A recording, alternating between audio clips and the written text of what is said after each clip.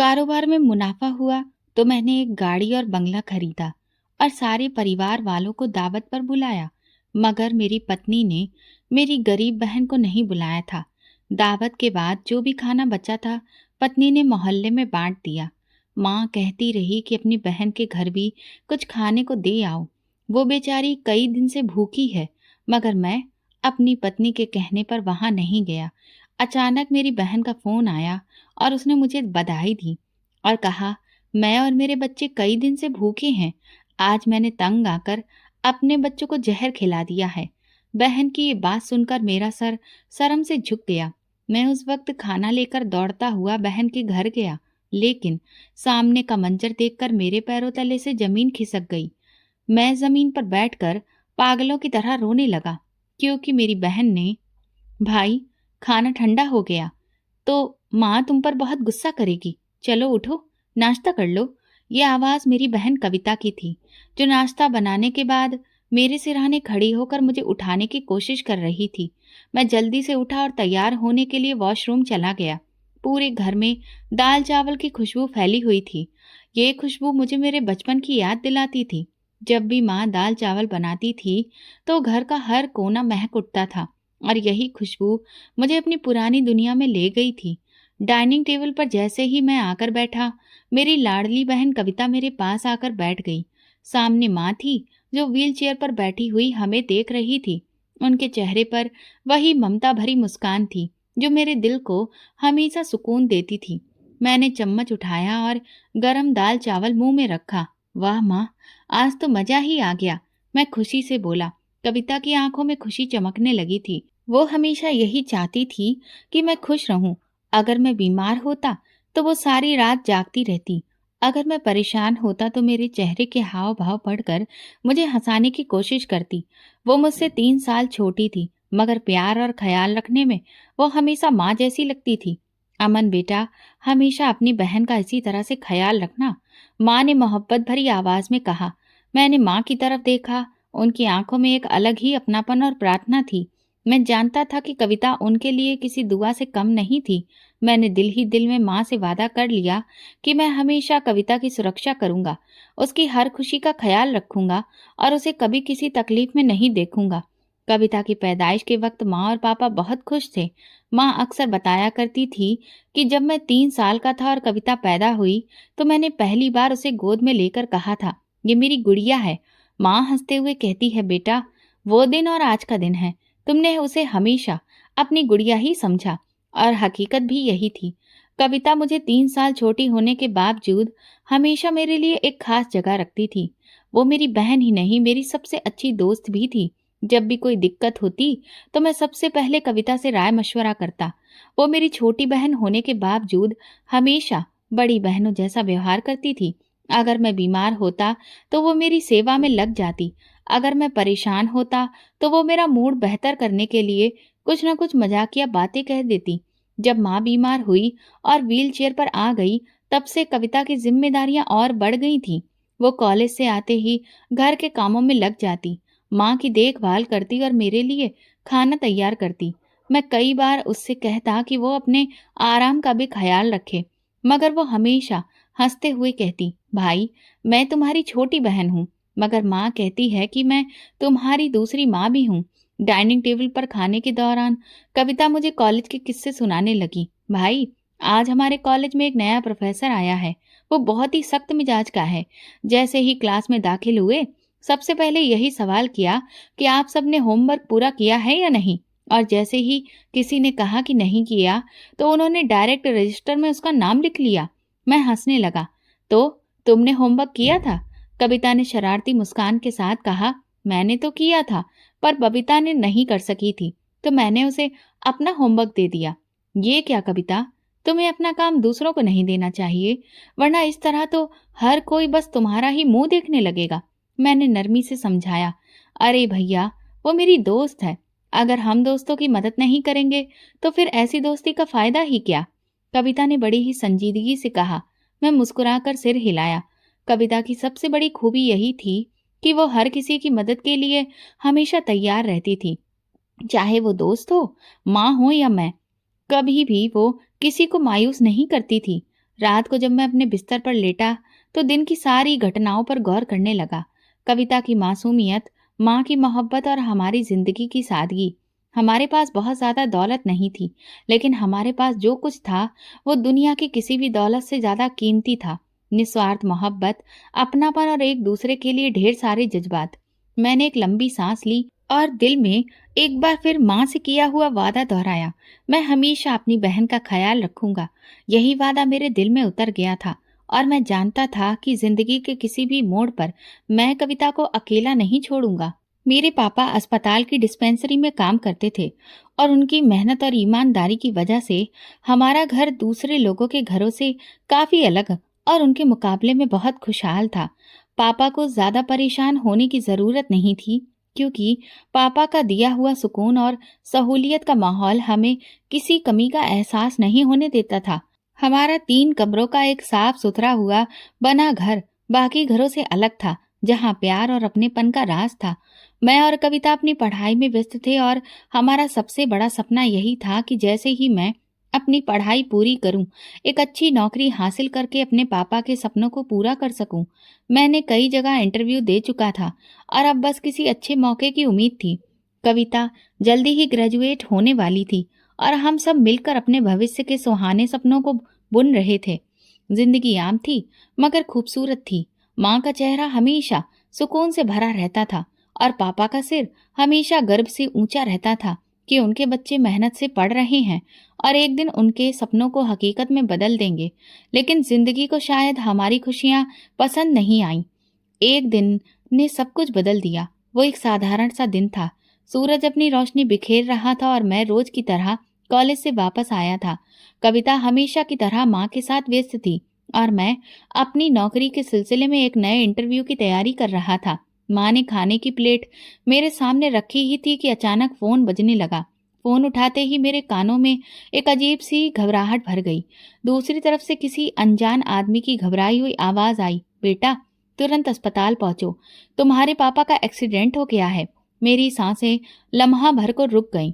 कविता ने मेरी हालत देखी तो तुरंत माँ की तरफ देखा, जो हैरानी से मेरे चेहरे के हाव भाव पढ़ने की कोशिश कर रही थी।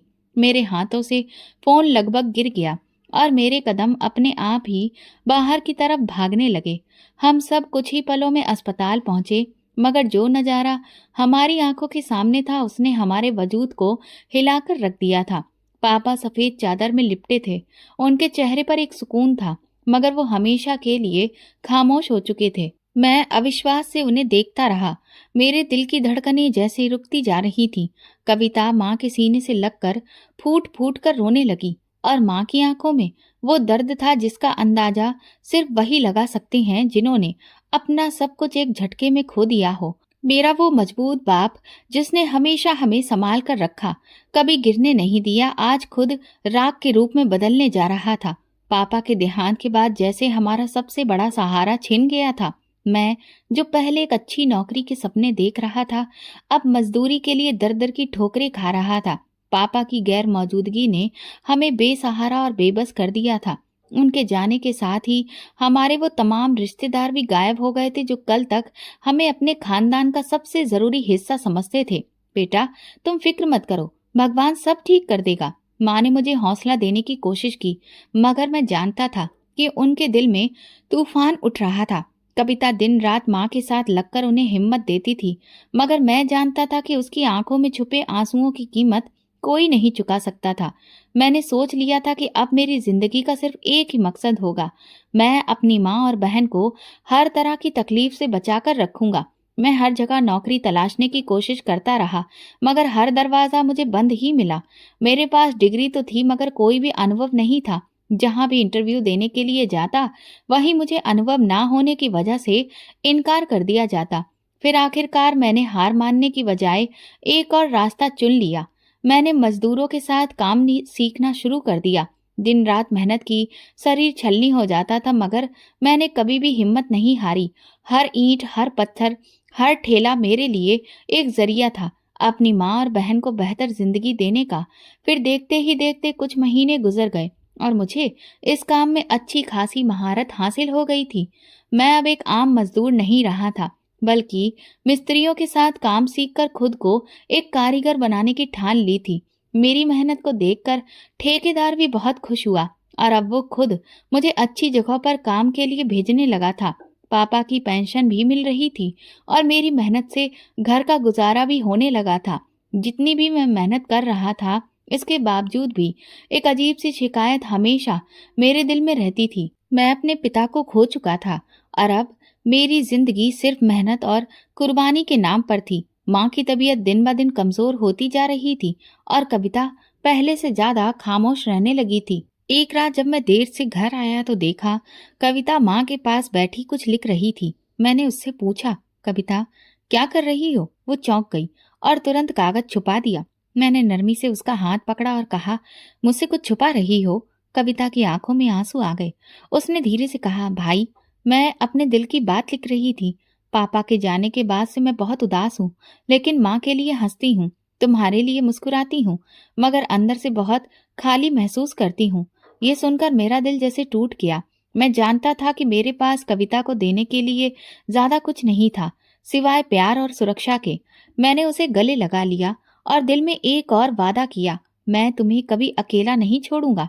पापा के देहांत के बाद जिंदगी का एक नया सफर शुरू हो चुका था।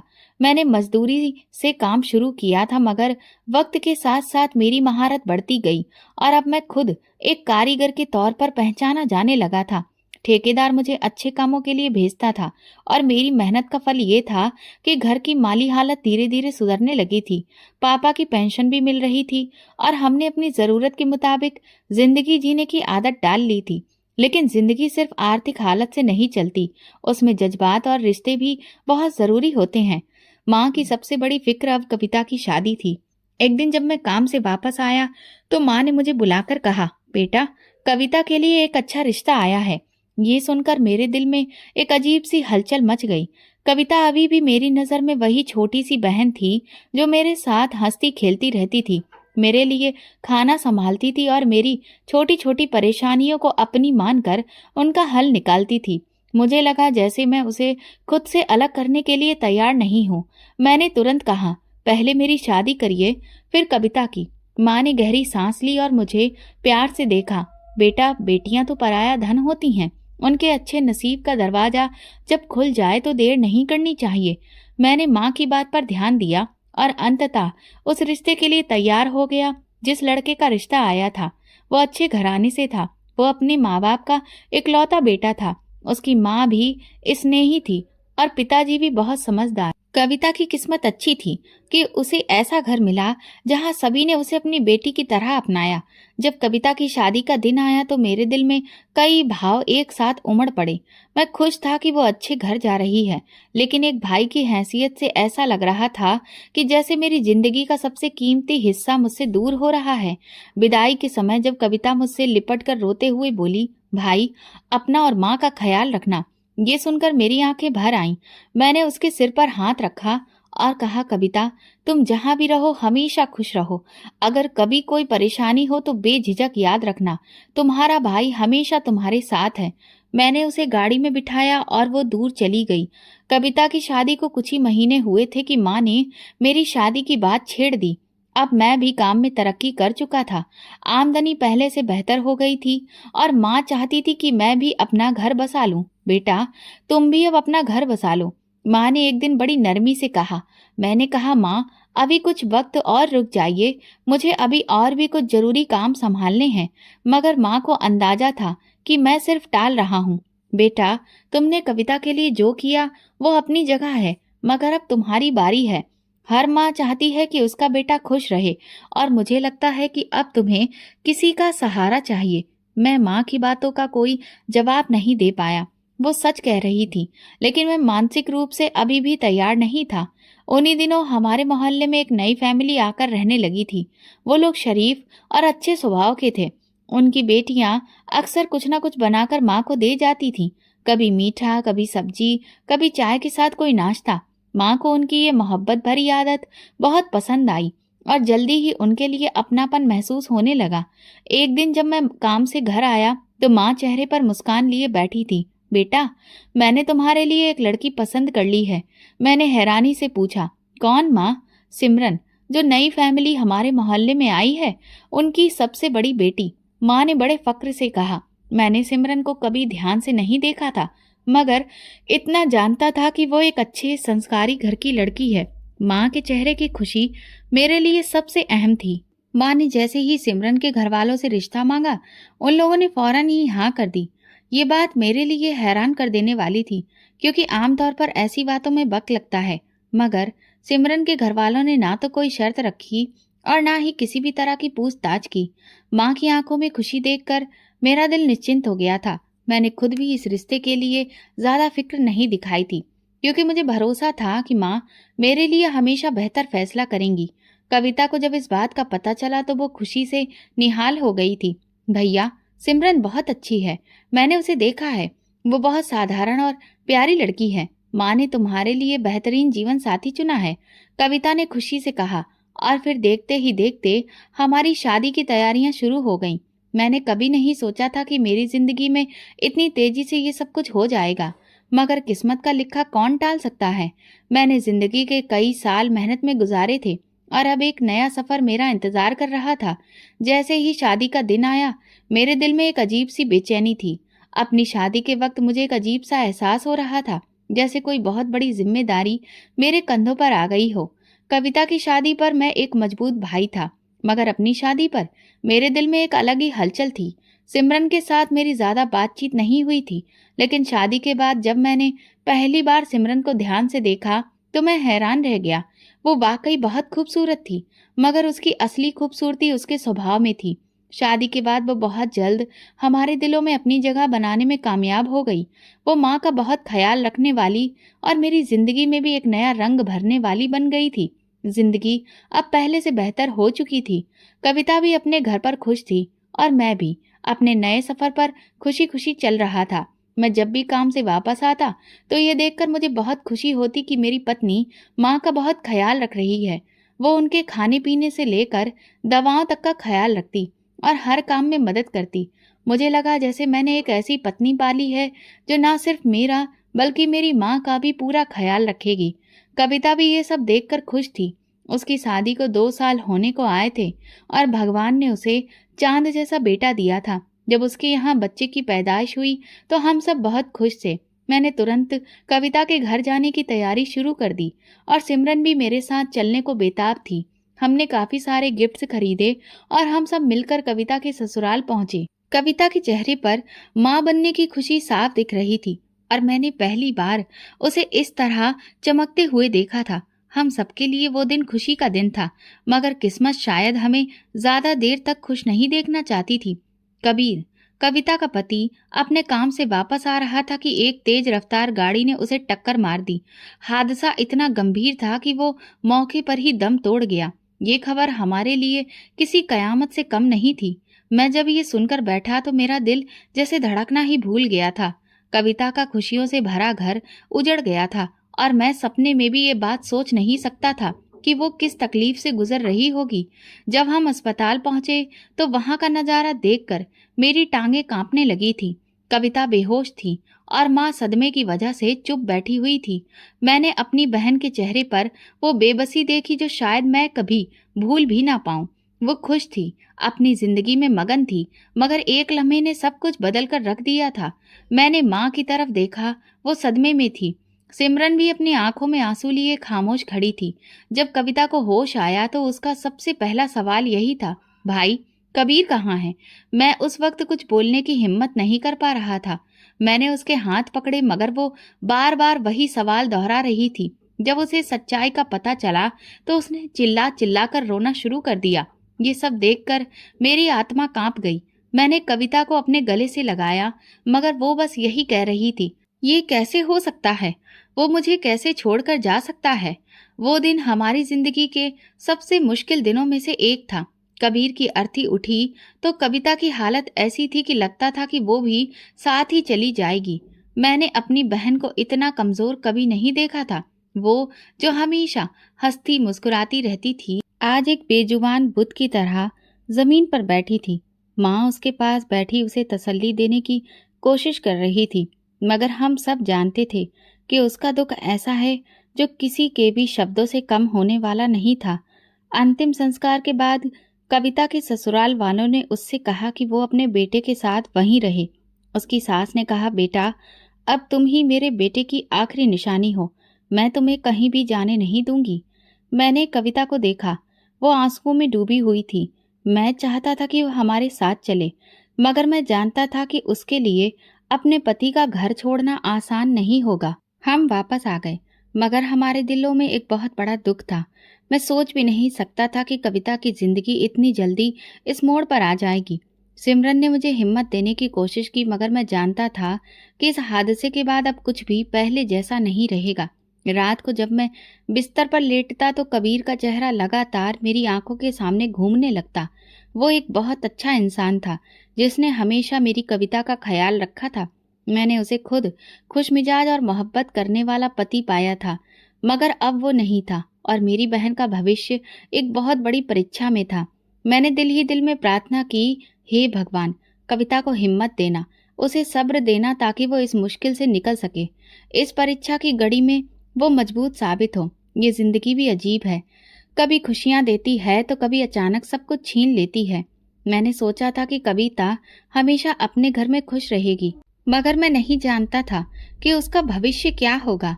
मैं बिस्तर से उठकर बाहर गया, जहां माँ हाथ में माला लिए फेर रही थी और आंखें बंद कर भगवान से प्रार्थना कर रही थी। मैं उनके पास जाकर सिर झुका दिया। बेटा, भगवान से प्रार्थना करो, वो सब ठीक करेगा।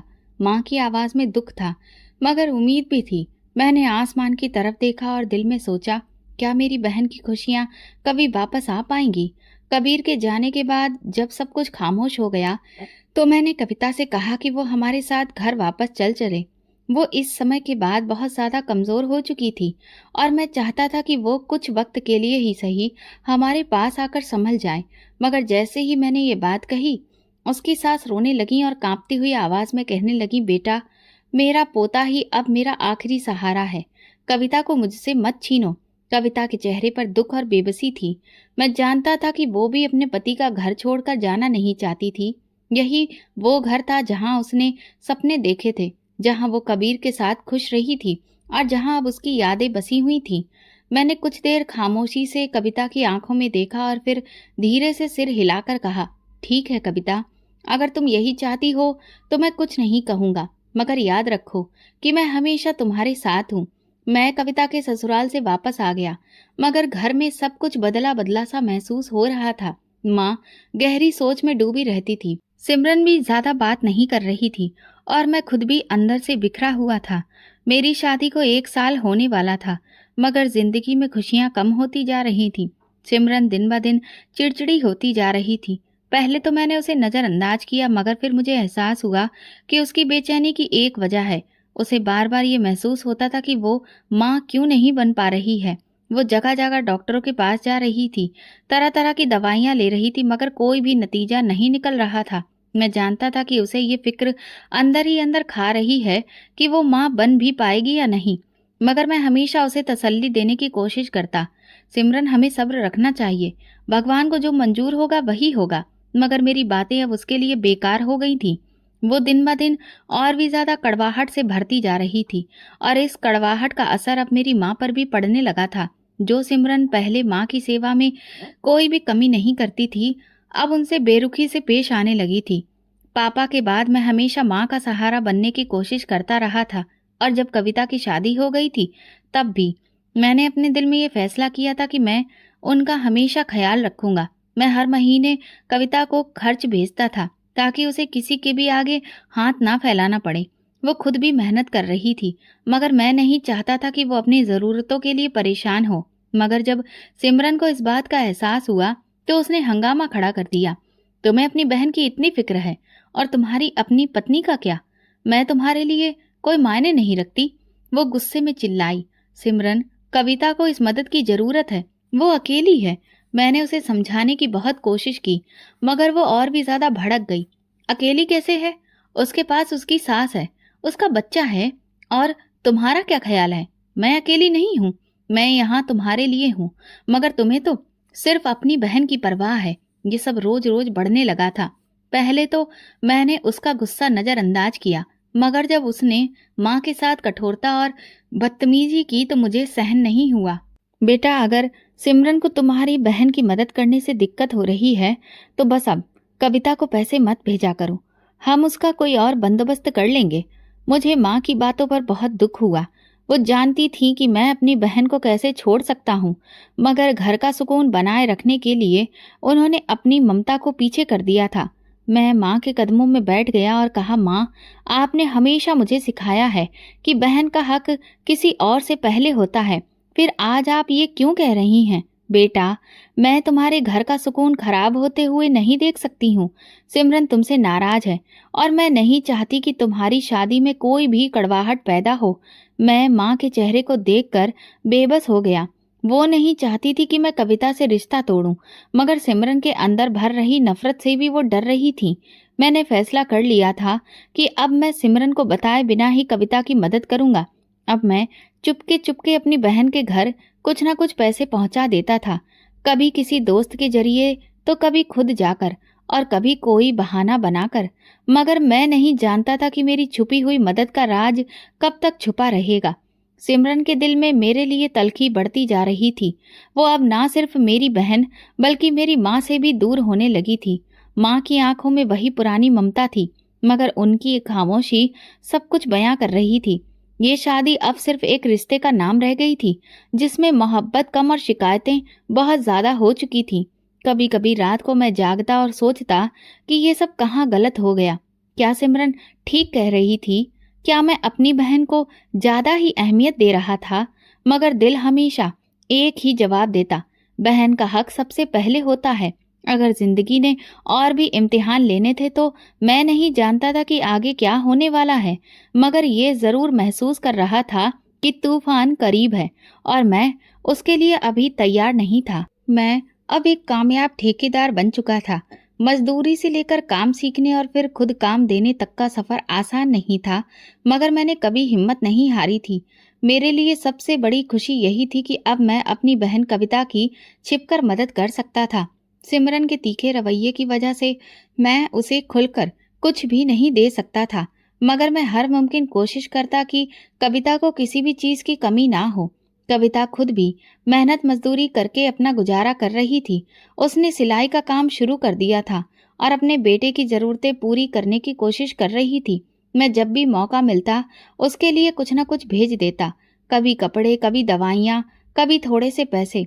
वो हमेशा शुक्रिया अदा करती, मगर मैं जानता था कि वो ये सब खुशी से नहीं ले रही थी, बल्कि सिर्फ अपने बेटे के लिए स्वीकार कर रही थी।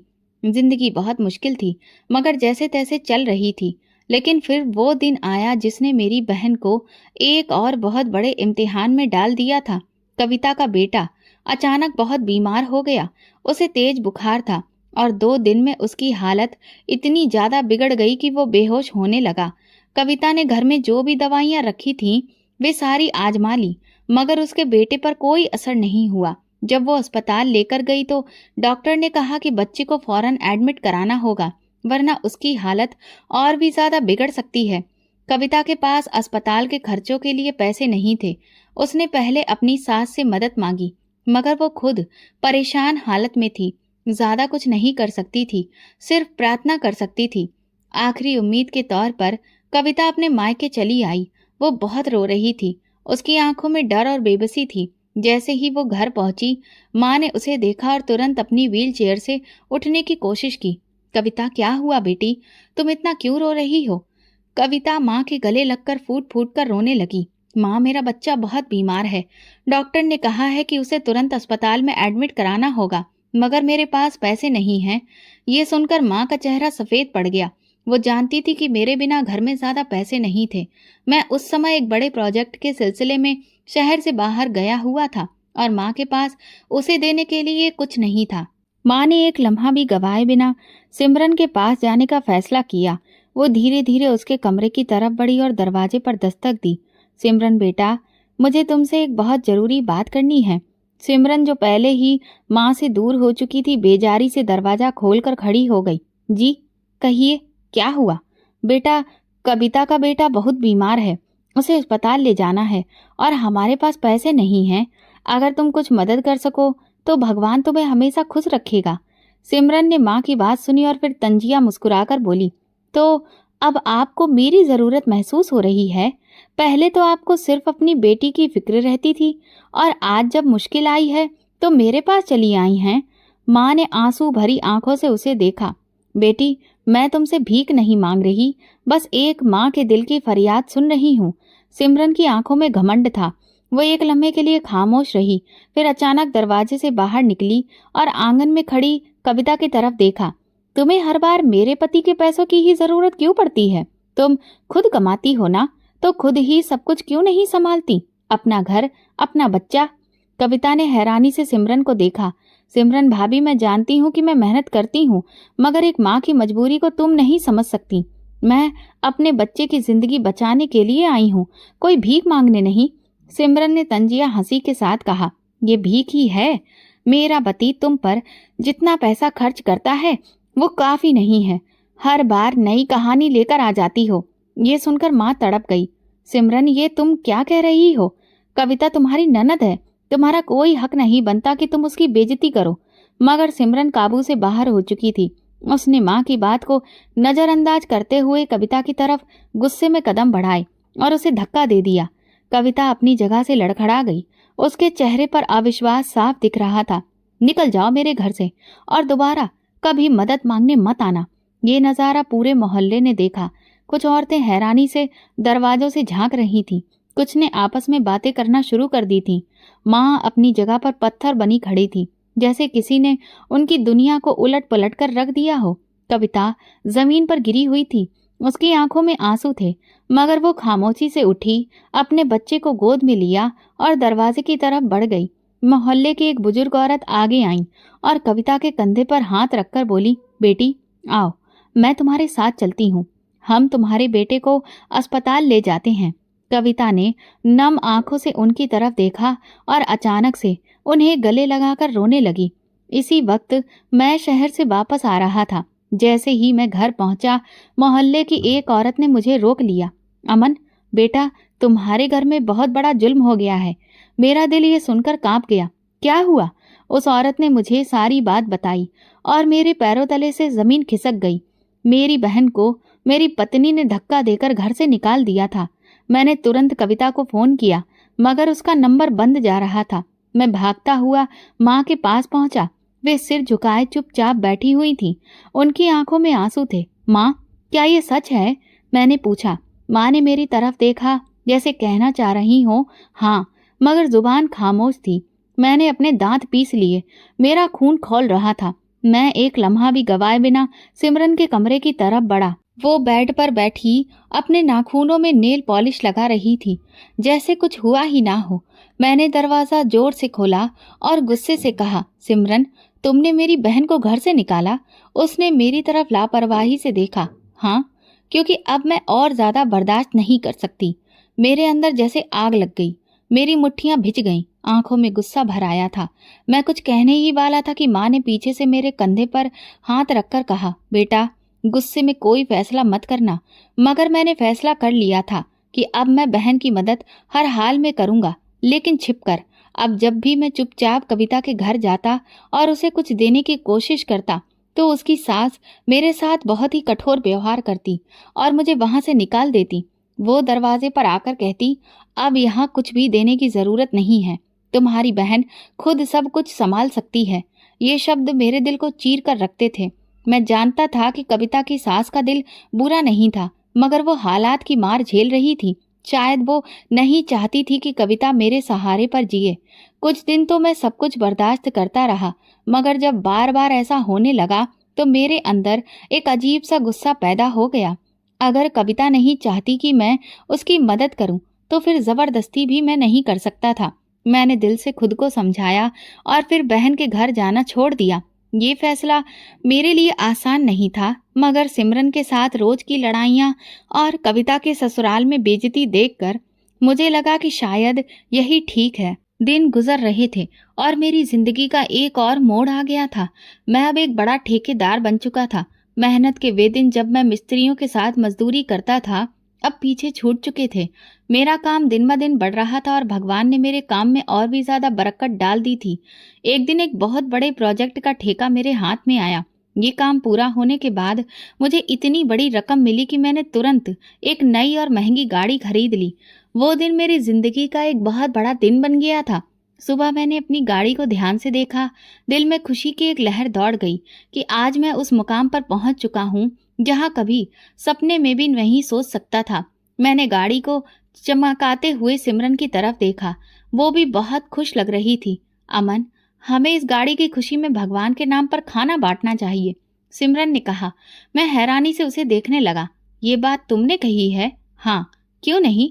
भगवान ने हमें दिया है तो हमें भी देना चाहिए ना, सिमरन ने मुस्कुराते हुए कहा। ये सुनकर मुझे बहुत खुशी हुई। मैंने सोचा शायद सिमरन का दिल अब नरम हो रहा है। ये बात बहुत अच्छी थी। सिमरन, चलो आज हम ढेर सारा खाना बनवाते हैं और पूरे मोहल्ले में बांटते हैं, मैंने तुरंत कहा। मैंने केटरिंग वाले को कॉल किया और कहा कि शाम तक खाना बनकर तैयार हो जाना चाहिए। सिमरन ये सुनकर खुश हो गई और खुद भी खाने के सारे इंतजाम में लग गई। लेकिन इसी दौरान मैंने महसूस किया कि माँ सुबह से ही उदास थी। वो व्हील चेयर पर बैठी थीं, उनकी आंखों में नमी थी। मैंने कई बार उनसे पूछने की कोशिश की, माँ क्यों परेशान हैं आप? सुबह से रो रही हैं? मगर माँ ने हर बार चुप्पी साध ली। बस सिर झुका लेती और हाथ के इशारे से कहती कि कुछ नहीं हुआ। लेकिन मुझे अच्छे से पता था कि कुछ ना कुछ जरूर हुआ है। शायद माँ कविता के बारे में सोच रही थी, या शायद उन्हें याद आ रहा था कि जब पापा जिंदा थे तो हमारे घर में कैसी खुशियां थीं। शाम तक खाने के बड़े बड़े बर्तन आ चुके थे। सिमरन भी पूरे जोश से काम कर रही थी। पूरे मोहल्ले में खाना बांटने की तैयारी चल रही थी। मैंने माँ को दोबारा ध्यान से देखा। वो खामोशी से आंगन में ताक रही थी, जैसे कुछ कहना चाह रही हो मगर कह नहीं पा रही हो। मैं जब कमरे में ट्रे रखने के लिए कदम बढ़ाया तो माँ ने मुझे पुकार लिया, बेटा एक बात कहूँ? मैं तुरंत उनके पास गया और बोला, हाँ कहिए माँ। माँ की आंखों में आंसू थे। उन्होंने धीरे से कहा, बेटा कुछ खाना अपनी बहन को भी भेज देना, वो भूखी है। ये सुनकर मेरे पैरों तले से जमीन खिसक गई। क्या माँ, कविता भूखी है? माँ ने सिर झुका लिया, जैसे उनकी हिम्मत नहीं हो रही थी कि और कुछ बोल सके। मेरी सांस रुकने लगी। कविता भूखी थी। मेरी बहन जो कभी हंसाती थी, जो मुझे हमेशा कहती थी, भाई मैं खुद सब संभाल लूंगी, वो भूखी थी। मुझे एक झटका लगा। मैंने तुरंत सिमरन की तरफ देखा। वो खुशहाल अंदाज में खाने के सारे अरेंजमेंट्स देख रही थी। मुझे याद आया कि आज सुबह सिमरन ने मुझसे कहा था कि मोहल्ले में खाना बांटना चाहिए, मगर मेरी बहन। मैंने माँ की आंखों में गहराई से देखा। मैंने एक पल के लिए सिमरन के बारे में सोचा, मगर फिर माँ के शब्द कानों में गूंजने लगे, बेटा कुछ खाना अपनी बहन को भी भेज देना, वो बहुत भूखी है। मुझे गुस्सा भी आ रहा था और दुख भी हो रहा था। मैंने मन में कहा, माँ फिक्र मत करिए, मैं कविता के लिए खाना लेकर जा रहा हूँ। जैसे ही मैंने किचन की ओर कदम बढ़ाया, सिमरन ने तेज नजरों से मुझे घूरा। अमन, तुम कहाँ जा रहे हो? कविता के लिए खाना लेकर जा रहा हूँ, मैंने गुस्से में जवाब दिया। सिमरन के चेहरे पर एक अजीब सी मुस्कान आई, जैसे वो यही सुनने के लिए खड़ी थी। पहला अधिकार पड़ोसियों का होता है अमन, अगर खाना बच गया तो दे देना। ये कहकर उसने खुद खाना की बड़ी प्लेट बाहर भिजवाई। मेरा दिल जैसे किसी ने मुट्ठी में भींच लिया हो। मैं खामोशी से खड़ा था। मेरी आंखों के सामने वो लम्हा था जब मैं कविता की शादी के दिन उससे वादा कर रहा था, कविता मैं हमेशा तुम्हारा ख्याल रखूंगा। मगर आज मेरी बहन भूखी थी। सिमरन ने पूरे मोहल्ले में खाना बांट दिया और मैं बेबसी से सब कुछ देखता रहा। माँ की आंखों में आंसू थे, मगर कुछ कह नहीं सका। सब कुछ निपट जाने के बाद मैंने जरूरी काम का बहाना बनाया और घर से निकल गया। एक होटल से अच्छा खाना पैक कराया और सीधा कविता के घर पहुंचा। दरवाजे पर दस्तक दी तो मेरे छोटे से मासूम भांजे ने दरवाजा खोला। उसकी हालत देखकर मेरे पैरों तले से जमीन खिसक गई। वो जमीन पर घिसट कर चल रहा था क्योंकि उसकी टांगें सूख चुकी थीं। मेरी बहन थी और उसके ससुराल वालों की हालत देखकर पता चला कि वो लोग 3 दिन से सिर्फ पानी और सूखी रोटी पर गुजारा कर रहे थे। ये देखकर मेरा दिल दर्द से फट गया। मैंने अपनी बहन को रोते हुए सीने से लगा लिया और फैसला कर लिया कि अब किसी को मेरी बहन पर जुल्म नहीं करने दूंगा। बहन, तुम लोगों की ये हालत कैसे हो गई? मैंने कांपती आवाज में पूछा। कविता ने मेरी तरफ देखा। उसकी आंखों में आंसू थे। भाई, हम 3 दिन से सिर्फ पानी और सूखी रोटी पर ही जी रहे हैं। आज शाम को भी सिर्फ पानी और कुछ टुकड़े ही मिले थे। मेरा दिल जैसे मुट्ठी में आ गया हो। तुमने मुझे फोन क्यों नहीं किया? मैंने किया था भैया, मगर आपका नंबर बंद जा रहा था और माँ ने सिमरन से मदद मांगी तो उसने हमें धक्के देकर निकाल दिया। ये सुनते ही मेरा खून खौल उठा। मुझे लगा जैसे दिमाग सुन्न हो गया हो। मैंने खाना उसके सामने रखा और कविता के बेटे को गोद में लेकर उसके सिर पर हाथ रखा। आज के बाद तुम्हें किसी के आगे हाथ फैलाने की जरूरत नहीं है। मैंने गुस्से में कविता का हाथ पकड़ा और सीधा उसे अपने घर ले आया। जैसे ही मैं घर में दाखिल हुआ, सिमरन ने हमें देखते ही गुस्से में चिल्लाना शुरू कर दिया। ये क्या कर रहे हो अमन? इसे वापस यहाँ से ले जाओ। मैं तुम्हारी बहन को अब इस घर में बिल्कुल भी एक्सेप्ट नहीं करूंगी। ये शब्द सुनते ही मेरा गुस्सा और बढ़ गया। मैं आगे बढ़ा और सिमरन को एक जोरदार थप्पड़ जड़ दिया। अगर तुमने मेरी बहन के बच्चे के इलाज के लिए उस दिन पैसे दे दिए होते तो मेरा भांजा आज लाचारों की तरह ना दिख रहा होता। सिमरन ये देखकर सहम गई। माँ और कविता तुरंत मेरे सामने आ गई। बेटा, गुस्से में कोई गलत हरकत मत करो। माँ ने मुझे रोकने की कोशिश की। कविता ने भी हाथ जोड़कर कहा, भैया प्लीज सिमरन को माफ कर दो। लेकिन मैं भला उसे क्या माफ करता? सिमरन के सिर पर तो नफरत का भूत सवार था। वो मुझे सबक सिखाना चाहती थी, जताना चाहती थी कि शादी के बाद एक पति के लिए सिर्फ और सिर्फ उसकी पत्नी जरूरी होती है और कोई नहीं। और इसी के चलते कि मुझे अपनी गलती का एहसास हो कि मैंने उसे ना चुनकर अपनी बहन को चुना, उसने अपने मायके जाने का फैसला कर लिया। कविता और माँ ने उसे रोकने की बहुत कोशिश की। मुझे भी समझाया कि मैं उसे रोकूं, लेकिन मैं बहुत अच्छे से जानता था कि अब सिमरन को बातों से समझाया नहीं जा सकता। जब तक वो खुद अपनी गलती का एहसास ना करे, तब तक उससे कोई उम्मीद करना बेकार था। और इसी वजह से मैंने उसे नहीं रोका। उसे ये समझ नहीं आ रहा था कि वो खुद को मेरी बहन के साथ बराबरी में रख रही थी, जबकि वो ये भूल रही थी कि जितनी जरूरी मेरे लिए मेरी माँ और बहन है, उतनी ही वो भी है। लेकिन वो चाहती थी कि मेरी जिंदगी में बस सिर्फ उसका ही वजूद रहे और किसी का नहीं। सिमरन के जाने के बाद मुझे उसकी कमी जरूर महसूस होती थी, लेकिन मैं भगवान पर भरोसा रखकर सिर्फ इस उम्मीद में जी रहा था कि एक दिन वो अपने किए की माफी मांगेगी और उसे अपनी गलती का एहसास होगा कि उसने कितना गलत फैसला लिया था। मेरी माँ और कविता को इस बात का बहुत दुख था कि उनकी वजह से मेरी बसी बसाई गृहस्थी उजड़ गई और इसीलिए वे हर वक्त उदास रहती थी। लेकिन मैंने उन्हें समझाने की कोशिश की कि कभी कभी कुछ नया बसाने के लिए पहले उजाड़ना भी जरूरी होता है, पर उस समय उन्हें मेरी ये बात समझ नहीं आ रही थी। धीरे धीरे समय बीतता गया। तकरीबन 1 महीने बाद एक दिन शाम के वक्त दरवाजा बजा। मैंने दरवाजा खोला तो सामने सिमरन खड़ी थी। उसकी हालत बहुत खराब थी। मुझे देखते ही वो मेरे पैरों में गिर पड़ी और फूट फूट कर रोने लगी। मैंने उसे तुरंत उठाया और अंदर बिठाकर पानी पिलाया। कविता और माँ भी चुपचाप उसे देख रही थी। हम में से किसी को भी समझ में नहीं आ रहा था कि ये क्या हो गया। सिमरन ने तुरंत उठकर मेरी माँ और कविता से माफी मांगी। उसने कहा, मुझसे बहुत बड़ी गलती हो गई। मेरा दिमाग 7वें आसमान पर पहुंच चुका था। मैं ये कैसे भूल गई कि अमन सिर्फ मेरा पति नहीं, किसी का बेटा और किसी का भाई भी है। जब मैं अपने मायके गई और वहां खुद अपने किए हुए रवैये को अपनी भाभी के रूप में देखा, तब मुझे एहसास हुआ कि मैं कितना गलत कर रही थी। मेरी भाभी हर वक्त मेरे भाई को हम बहनों और माँ से दूर करने की कोशिश करती थी। अगर मेरा भाई थोड़ा बहुत भी हमारी मदद कर देता या माँ के लिए कुछ खरीद लाता तो वो हंगामा मचा देती थी। मुझे उस पर बहुत गुस्सा आता था। मैं यही सोचती थी कि शादी हो गई है तो क्या अब उसका हमसे कोई रिश्ता नहीं रहा। तब मुझे एहसास हुआ कि यही सब तो मैं भी आप लोगों के साथ कर रही थी। जब ये दुख मैंने खुद सहा, तब मुझे समझ में आया कि कविता को कितना बुरा लगता होगा। और माँ जी, आपने भी तो कितना कुछ सहा होगा। मेरी माँ तो मेरी भाभी के व्यवहार से दिन रात रोती रहती थी। ये सब देखकर मुझे महसूस हुआ कि मेरी सास भी इसी तरह घुट घुट कर जी रही होंगी। यहाँ से जाने के बाद जितने दिन भी मैं अपने मायके में रही, हर रोज भाभी की जली कटी बातें सुनती रही। लेकिन मुझमें इतना घमंड था कि आप सबको गलत साबित करने के लिए मैं वहाँ अपनी बेइज्जती करवाने के बाद भी रुकी रही। आज मेरी भाभी ने मुझे धक्के मारकर घर से निकाल दिया।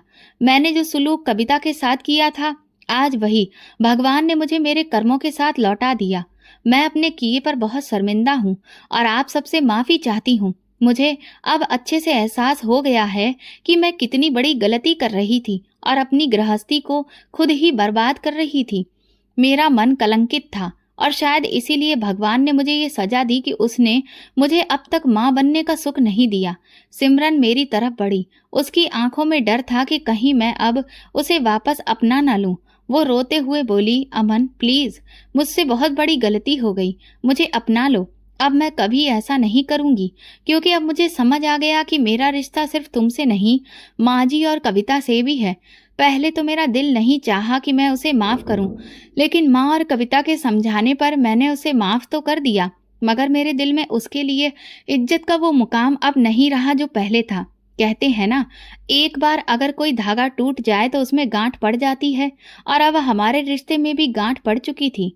और इसीलिए मैं सिमरन के साथ अपनी वो खुशहाल जिंदगी शायद कभी महसूस नहीं कर सकता था जो पहले किया करता था। दोस्तों, जब भगवान आपको दौलत देता है तो सबसे पहला अधिकार आपके अपनों का ही होता है, चाहे वो आपके भाई हो, बहन या माँ बाप। ये सबक मैंने अपनी जिंदगी के सबसे बड़े नुकसान के बाद सीखा था। आपको अगर हमारी कहानी पसंद आई हो तो कमेंट करके जरूर बताएं, वीडियो को लाइक करें और ज्यादा से ज्यादा शेयर करें। अगर आप चैनल पर नए हैं तो सब्सक्राइब जरूर करें और नोटिफिकेशन बेल दबाएं ताकि अगली अपडेट सबसे पहले आपको मिले। धन्यवाद।